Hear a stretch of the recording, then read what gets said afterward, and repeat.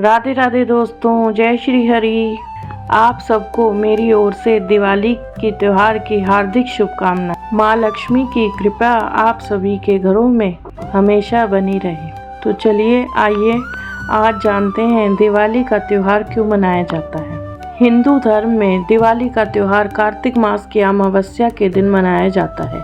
इस दिन माता लक्ष्मी के साथ ही गणेश जी, कुबेर और माँ सरस्वती की पूजा भी होती है। लक्ष्मी पूजा प्रदोष काल में होती है। दीपावली के पर्व को लेकर मुख्यतः 7 लोकप्रिय पौराणिक कथाएं प्रचलित हैं। दीपावली भारतीय पर्वों में सबसे प्रमुख पर्व है। यह वर्तमान में ही नहीं बल्कि युगों से मनाया जा रहा है, जिसका प्रमाण इससे जुड़ी इन 5 पौराणिक कथाओं में मिलता है, जो इसे केवल एक पर्व नहीं बल्कि दीपोत्सव का महापर्व बनाती है। सत्य युग की दीपावली, देवी लक्ष्मी का प्राकट्य।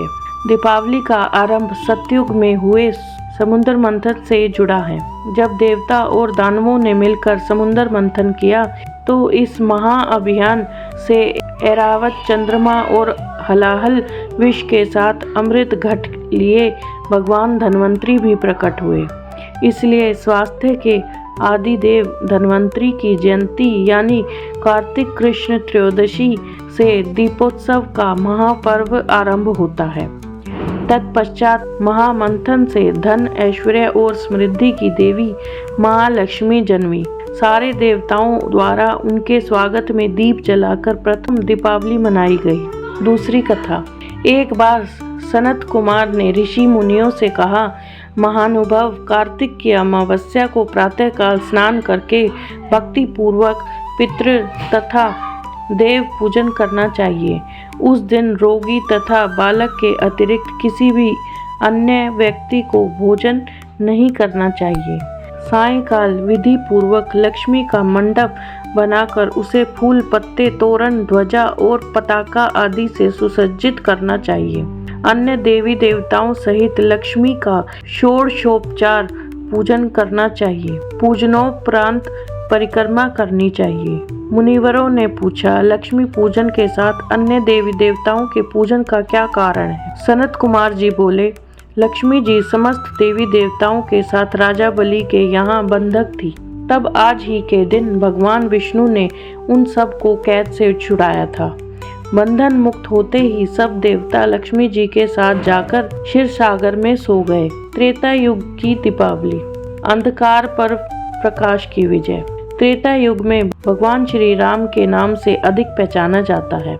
महाबलशाली रावण को पराजित कर और 14 वर्ष वनवास में बिताकर जब भगवान श्री राम अयोध्या वापस आए तो सारी नगरी दीपों से सजाई गई। यह पर्व अंधकार पर प्रकाश की विजय चिरस्थायी प्रतीक बन गया।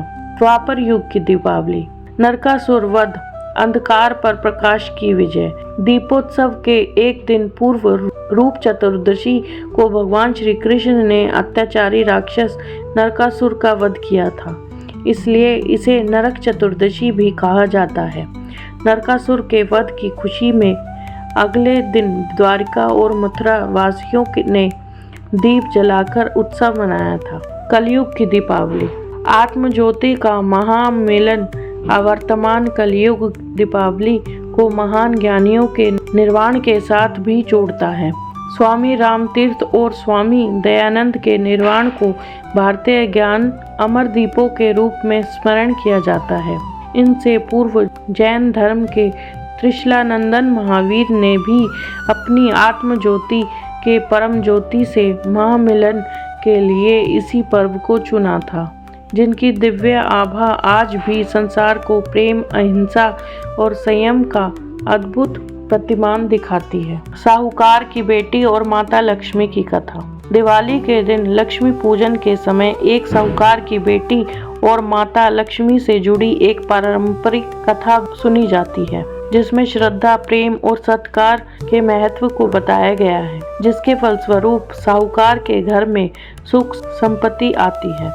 इन कथाओं के कारण दिवाली का त्योहार केवल एक उत्सव नहीं बल्कि धार्मिक, सामाजिक और सांस्कृतिक महत्व का पर्व बन गया है। जिसे बुराई पर अच्छाई की जीत, ज्ञान के प्रकाश और समृद्धि के आगमन के रूप में मनाया जाता है। माता लक्ष्मी और वृद्ध महिला की कथा। एक बार कार्तिक मास की अमावस्या को लक्ष्मी जी भ्रमण पर निकली। चारों ओर अंधकार व्याप्त था। वे रास्ता भूल गई। उन्होंने निश्चय किया कि रात्रि वे मृत्युलोक में गुजार लेंगी और सूर्योदय के पश्चात वैकुंठ धाम लौट जाएंगी। किंतु उन्होंने पाया कि सभी लोग अपने अपने घरों में द्वार बंद कर सो रहे हैं। तभी अंधकार के उस साम्राज्य में उन्हें एक द्वार खुला दिखा। एक दीपक की लौ टिमटिमा रही थी। वे उस प्रकाश की ओर चल दी। वहां उन्होंने एक वृद्ध महिला को चरखा चलाते देखा। रात्रि विश्राम की अनुमति मांगकर वे उस बुढ़िया की कुटिया में रुकी। वृद्ध महिला लक्ष्मी देवी को बिस्तर प्रदान कर पुनः अपने कार्य में व्यस्त हो गई। चरखा चलाते चलाते वृद्धा की आंख लग गई। दूसरे दिन उठने पर उसने पाया कि अतिथि महिला जा चुकी है, किंतु कुटिया के स्थान पर महल खड़ा था।